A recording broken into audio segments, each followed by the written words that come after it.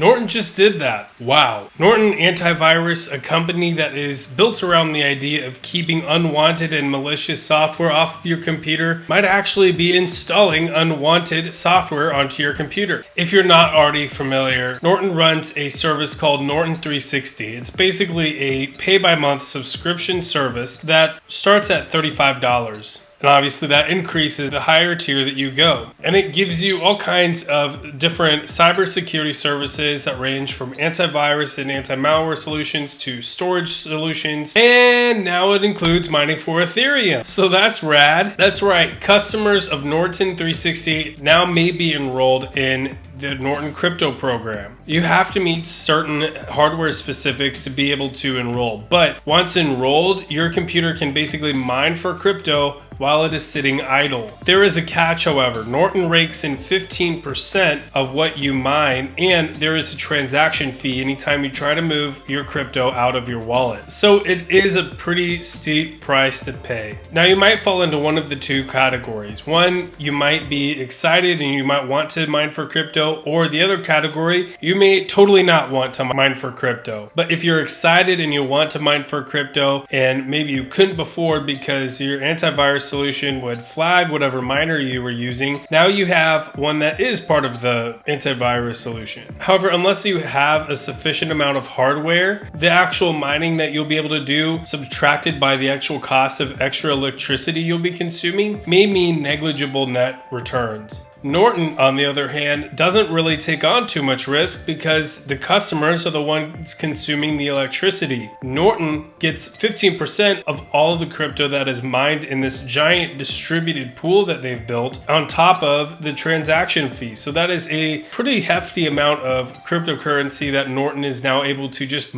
generate from their client base. To say that this decision is a popular one would be a bit of a misstatement. And that leads to the other category. Maybe you're not excited about Norton mining on your device. You can elect to not opt into this program. You can also ensure that it remains toggled off as well. But if your device doesn't meet the specific hardware requirements specified on Norton Crypto, then you won't even really have to worry about this. You won't be eligible anyway. So why would Norton do this? Norton has a huge client base, and they are all over the world. They have all kinds of different hardware, and in incorporating this platform into their antivirus solution and having the machines mine when idle, it really gives Norton a pretty huge distributed pool of miners all over the world. So although 15% doesn't necessarily sound like a huge percentage of what's mined, it really is a lot whenever you aggregate it all in total between all the devices within the Norton pool that are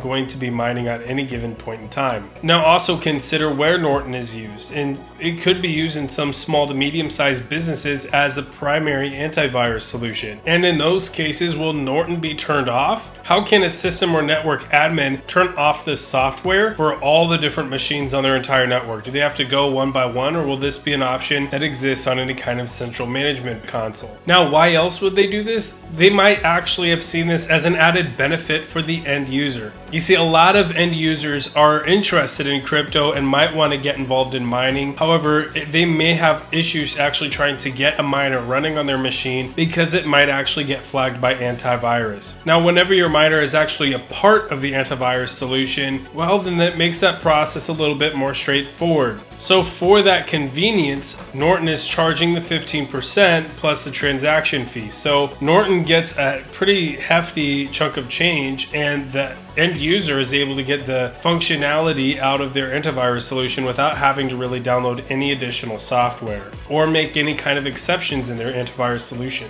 Now, if you're watching this and you're interested in getting involved and you're curious about making fat stacks, well, slow down. Considering what kind of hardware your computer has, and then considering the mining efficiency that your computer will have, and then basically deducting your efficiency with your electricity consumption, you're really looking at a pretty well reduced net net income, especially considering that 15% of everything you mine is going to Norton. That income actually is reduced a little bit less as well. Needless to say, this is an interesting business decision by Norton, and I'm going to be interested to see how people respond. From what I've personally seen already online, a lot of people are either hesitant or outright hostile to this idea. However, for people that aren't in cybersecurity or tech, I'm kind of curious to get their feedback as well. If you're watching this and you're for or against, let me know down in the comments below. All in all, I would say the main thing is this: make sure that your antivirus solution does good at what antivirus solutions are supposed to be. Whether or not you think that Norton is in the right or in the wrong with including a crypto miner in their software, it really generally is important that your computer is only running the programs that you want to run on it. That's generally a pretty good rule of thumb. So with all that, here's a pretty cool video that you should watch, and